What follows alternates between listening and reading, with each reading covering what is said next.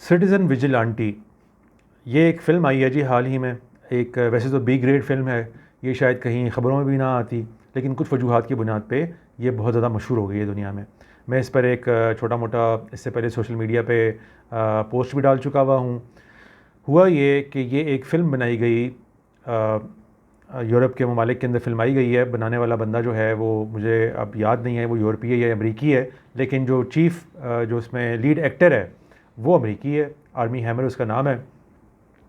वो हॉलीवुड में इंतहाई बदनाम ज़माना एक शख्स शुमार होता था, इसलिए उसको तमाम स्पॉटलाइट से परे जाना पड़ा। पिछले कई साल उसने यानी कि आउट ऑफ स्पॉटलाइट गुजारा, बिल्कुल पस पर्दा चला गया, क्योंकि उसके ऊपर इल्ज़ामात ऐसे लगे थे। उसकी डिस्पाइट बीइंग एक मैरिड मैन होने की हैसियत से उसका एक अफेयर का मामला सामने आया। उस अफेयर के मामले के अंदर भी कैनिबलिज्म की तरह की चीज़ें डाल दी गई, सामने आई, तो उसकी सारी फैमिली लाइफ तबाह हो गई, उसका सारा करियर तबाह हो गया। अगरचे वो मशहूर बंदा था, बड़ी फिल्मों में आया था, बड़े एक्टर्स के साथ आया था, लेकिन बिल्कुल ख़त्म होकर रह गया। तो उसको कास्ट करने से मतलब मकसद ही ये हासिल किया इस फिल्म ने कि उसको बेसिकली एक माजी का ए ग्रेड एक्टर मिल जाएगा, जो अब कुछ बदकिस्मती की वजह से उसका करियर ख़त्म हो चुका हुआ है। तो इससे उसको कोई फ़ायदा हासिल हो जाएगा, इसके नाम पे लोग फ़िल्म देख लेंगे, और वही हुआ, कुछ फ़ायदा उसको इससे हासिल हुआ। लेकिन जो अहम तरीन बात थी सिटीज़न विजिलेंटी की, कि ये एक बी ग्रेड फ़िल्म है, यानी कि उस पर कोई ख़ास खर्चा नहीं किया गया, कोई स्क्रिप्ट नहीं है फ़िल्म का, बिल्कुल जैसे बी ग्रेड फ़िल्में होती है ना, कि बस वो करीब से कैमरा दिखाएंगे, स्टूपिड किस्म के डायलॉग होंगे चंद लोगों के, कोई बड़ा एक्टर नहीं होगा उसके अंदर। बड़ा एक्टर सिर्फ आर्मी हैमर इसलिए उनको मिल गया क्योंकि वो माजी में एक बड़ा एक्टर हुआ करता था, वरना वो अब कोई काबिल ज़िक्र एक्टर नहीं है, किसी को इस फिल्म का पता नहीं चलना था। लेकिन ये फ़िल्म जिस टॉपिक पर थी, उस टॉपिक ने बड़े लोगों को अपनी तरफ मुतवज्जह कर लिया, एक बड़े बंदे को, जिसके बाद में बात करते हैं। बुनियादी तौर पे आप लोगों को मालूम होगा कि फ़िल्म का नाम ही देख लें, सिटीज़न विजिलेंटी है। ये एक माजी की बड़ी मशहूर अमेरिका की फ़िल्म है, सिटीज़न केन के नाम से। उस नाम के ऊपर एमुलेट करके नाम बनाया गया है ताकि लोगों की तवज्जो को थोड़ा अट्रैक्ट कर सकें। और जिस तरह वो एक फ़िल्म थी जो पूरी की पूरी एक मीडिया मुगल के बारे में थी, जिसने अपना सारा का सारा माजी और करियर तबाह कर दिया मीडिया की एक कंपनी को चलाने के पॉइंट ऑफ व्यू से, और जब मरा तो उसकी वो ज़िंदगी का जो खुशहाल तरीन लम्हे थे वो वही बचपन के शुमार हुए उसके। एक बड़ी मशहूर फ़िल्म है सिटीज़न केन, ख़ास करके मीडिया स्टडीज़ के अंदर बाकायदा रिकमेंडेड व्यूइंग है। उसके नाम के ऊपर सिटीज़न विजिलेंटी बना दिया। विजिलेंटी बेसिकली उस शख्स को कहते हैं जो कानून को अपने हाथ में लेके बुरे लोगों का सफाया करता है माशरे से, ये विजिलेंटीज़म होता है। तो सिटीज़न विजिलेंटी आप समझ गए होंगे इससे क्या मुराद है। उन्होंने यूरोप में मुसलमानों की ख़ास करके, वैसे तो जनरल इमिग्रेशन जो हो रही है ख़ासकर से अफ्रीकी ममालिक से, लेकिन बाय एंड लार्ज मुसलमानों के पॉइंट ऑफ व्यू से जो वहाँ पे इमिग्रेशन हो रही है, और उसके नतीजे में जो उनका वर्जन है कि यहाँ पे रेप बहुत बढ़ गया है और दूसरे जराइम बहुत बढ़ गए हैं, उसको बुनियाद बना के ये फ़िल्म बनाई गई, जिसमें यूरोप के लोगों को इंतहाई इनोसेंट और अच्छा दिखाया गया, और दिखाया गया कि जो इमिग्रेशन हुई है जिसमें मुसलमान आए हैं और जिसमें दूसरे अफ्रीकी लोग आए हैं, इन्होंने आके एक जुल्म का बाज़ार गर्म कर दिया है, हमारे सारे इलाकों को पोलूट करके रख दिया है, और अब ये सारे के सारे ममालिक जो हैं तबाही के दहाने पे खड़े हुए हैं। जो यहाँ की हुकूमतें और पुलिस और इस तरह के इदारे हैं, वो पॉलिटिकल करेक्टनेस की वजह से इतने फंसे हुए हैं कि वो इनके ख़िलाफ़ कोई ऑपरेट करने की ज़रूरत नहीं करते, और उसके नतीजे में ये और दलेर हो जाते हैं। तो क्या हमें एक ऐसे बंदे की ज़रूरत है, यानी कि फ़िल्म का मौजू ये है कि हमें एक ऐसे बंदे की ज़रूरत है कि जो निकले, कानून को अपने हाथ में ले और ऐसे लोगों को कत्ल और मारता फिरे।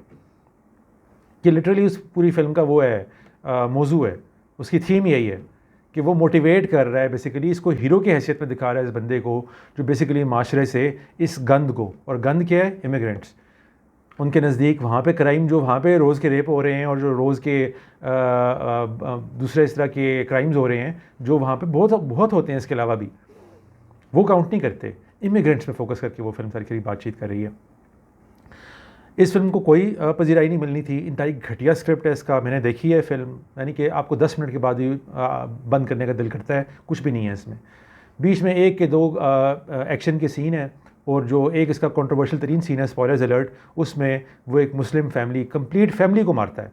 यानी एक उसकी फैमिली को जो बच्चा है बड़ा, टीनेजर से थोड़ा सा जो आगे है, वो किसी दूसरे गैंग के साथ मिलकर ख़ातून के साथ करता है, बुरी हरकत करता है। कोर्ट में उसको एक इमिग्रेंट शुमार करते हुए कि चूँकि ये इमिग्रेंट आया है, यहाँ का कल्चर सीख रहे हैं, उनको नहीं पता था, ये था वो था, वकीलों ने अच्छी गेम डाली, उसको छोटी मोटी प्रोबेशन दे के, छोटी मोटी सज़ा दे के फ़ारिग कर दिया गया। तो वो जो लड़की जिसके साथ ये मामला हुआ होता है, उसको बाकायदा तशद्दुद का निशाना भी बनाया गया होता है, उसकी बड़ी बेचारी की दिखाते हैं अस्पताल में क्या सूरत हाल है, वो बड़ी मुश्किल से बची है, अब ज़िंदगी भर के इस ट्रॉमा से गुजरेगी। तो ये फिर जाके उस फैमिली से बदला लेता है। करता क्या है कि उस फैमिली के पास जाता है, जाके ना सिर्फ उस लड़के को मारता है, उसके वालिदैन को भी मारता है, उसकी बहन को भी मारता है, उसके जितने दोस्त होते हैं इसमें इन्वॉल्व उनको भी मारता है। तो ये क्लियर कट एक इंडिकेशन दे रही है फ़िल्म की कि यूरोप के हालात को ख़राब किया जाए, लोग कानून को अपने हाथ में लें। ऐसी फ़िल्म को इसी बुनियाद के ऊपर यूरोप के बहुत से ममालिक में बैन कर दिया गया। जैसे रिलीज़ की तो उन्होंने बैन कर दिया। उन्होंने कहा इस तरह की घटिया फ़िल्में जो हैं, जिनके अंदर कोई एंटरटेनमेंट वैल्यू तो होती नहीं है, कोई स्क्रिप्ट होता नहीं है, कोई खर्चा तो किया नहीं होता, ये सिर्फ माहौल ख़राब करने के इस्तेमाल आएगी। यूरोपीय ममालिक यहाँ पर इतनी फ्रीडम ऑफ एक्सप्रेशन है, उन्होंने उसको बैन कर दिया। इलॉन मस्क साहब ने अमेरिका में उसको कहा कि ना सिर्फ ये कि मैं इसको सपोर्ट करता हूँ, बल्कि जो उनकी ट्विटर है, अर्स्टवाइल ट्विटर जो अब एक्स है, एक्स के ऊपर इसको फ्री ऑफ कॉस्ट डाल दिया, सारी दुनिया वाले देखें। हम सब जानते हैं इलॉन मस्क किस किस्म का इंसान है। वो साइंटिफिकली उसके बारे में आप जो भी कह लें, अगरचे उसके बारे में भी मेरी ओपिनियन उतनी शानदार नहीं है, क्योंकि हम उसका माजी जानते हैं। वो कंपनियों को ख़रीदने में ज़्यादा महारत रखता है, बनाने में कुछ महारत नहीं रखता इतनी। हाँ, उसकी स्पेस एक्स एक बड़ी कामयाबी है, इसके अलावा कुछ ऐसा नहीं है। लेकिन बहरहाल दुनिया उसको साइंटिफिकली अगर कुछ करती है, सपोर्ट करती है और कहती है कि वो एक अच्छा इनोवेटर है और माशरों के लिए इस एतबार से फ़ायदेमंद इंसान है, तो मुझे इसमें कोई कबूल करने में कोई हर्ज नहीं है, मान लेते हैं। लेकिन इस एतबार से, रेसिज्म के पॉइंट ऑफ व्यू से, इस्लाम के साथ नफ़रत के पॉइंट ऑफ व्यू से वो एक इंतहाई ख़तरनाक इंसान है। इससे पहले वो बरतानिया के अंदर कई राइट्स करवा चुका हुआ है। वो वहाँ के कुछ मशहूर वहाँ के ऐसे रेसिस्ट लोग हैं जिनको उनका अपना कानून सजा दे चुका हुआ है, ये उनकी सपोर्ट में खड़ा हुआ है। माजी करीब में जब एक अफ्रीकी बच्चे ने निकल के खंजर से कुछ बच्चियों को मार दिया वहाँ पे, एक गालिबन कोई डांस स्टूडियो था या योगा स्टूडियो में भूल रहा हूँ, उसमें घुस के मार दिया उसने। तो इसने फ़ौरन जनाब प्रचार शुरू कर दिया कि इसने भी और एंड्रू टेट वगैरह ने भी कि जी ये मुस्लिम इमिग्रेशन जो यहाँ पे हुई है ना, ये उसका वो है, सारा कुछ खमियाजा है जो हम भुगत रहे हैं। हालांकि एक डेढ़ दिन के अंदर, क्योंकि ख़बरों को हक़ाइक़ तक पहुँचते हुए टाइम लगता है ना, कुछ ही दिन के बाद जब ऑथेंटिक न्यूज़ आनी शुरू हुई तो ना सिर्फ ये कि वो बच्चा मुसलमान नहीं था बल्कि क्रिश्चन था, बल्कि वो बच्चा इमिग्रेंट भी नहीं था, वो उधर ही पैदा हुआ था, उसके पेरेंट्स इमिग्रेंट्स थे, वो तो उधर ही की पैदाइश थी। लेकिन इस पर कोई माफ़ी भी नहीं मांगी इलॉन मस्क ने, और आज तक इसी तरह चल रहा है, क्योंकि वो इस तरह की बातों को जानबूझ के सपोर्ट करता है। अभी 1-2 दिन पहले ही उसका इंटरव्यू हुआ है इकोनॉमिस्ट के अंदर, और उसमें उससे यही सवाल पूछा, उस खातून ने भी तड़ के उससे पूछा है कि भाई आप हमारे मुल्कों का क्यों माहौल ख़राब कर रहे हैं, आप बिल्कुल गलत पिक्चर पेंट कर रहे हैं यूरोप की। यूरोप इंतहाई अमन का गहवारा है, अमरीकी किसी स्टेट और शहर के मुकाबले में भी ये जो मशहूर यूरोपीय ममालिक हैं, बरतानिया, फ्रांस वगैरह, इटली वगैरह, ये बाकी सारे, ग्रीस वगैरह, बहुत अमन वाले ममालिक हैं सारे के सारे।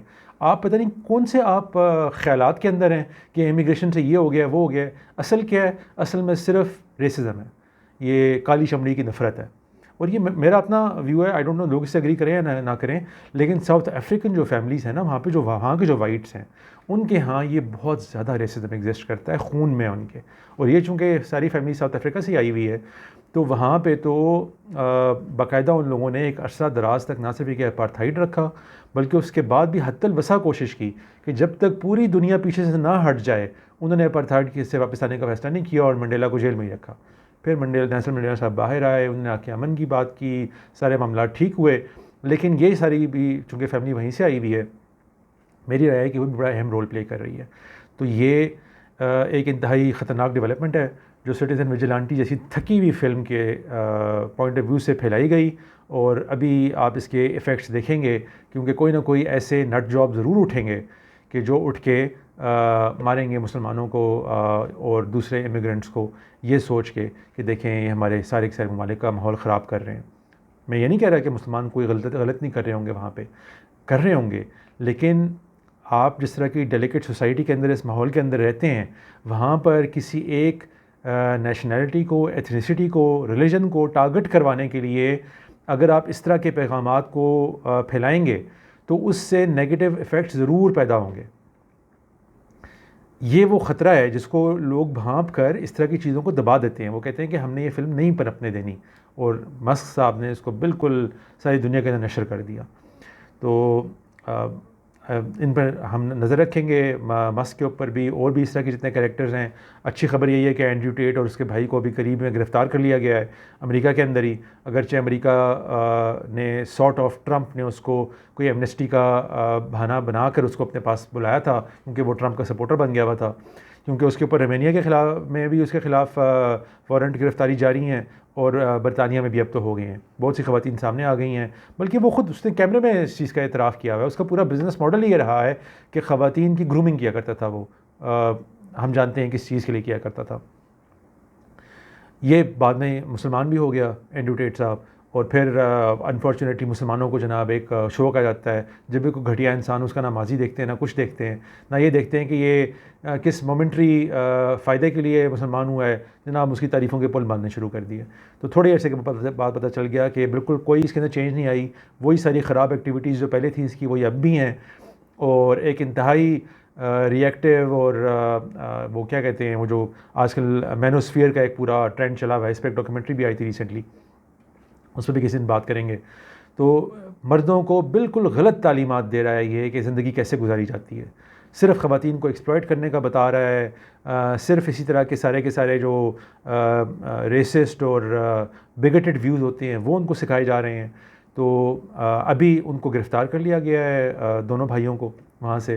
वही बड़ी शुक्र की चीज़ है, अगर आप उनकी तस्वीर देखें जिस ड्रेस में उनको गिरफ़्तार किया गया है, तो वो बिल्कुल लगता है कोई ट्रांसजेंडर किस्म का उन्होंने ड्रेस पहना हुआ है, हालांकि मेल आइकन्स बने फिरते हैं।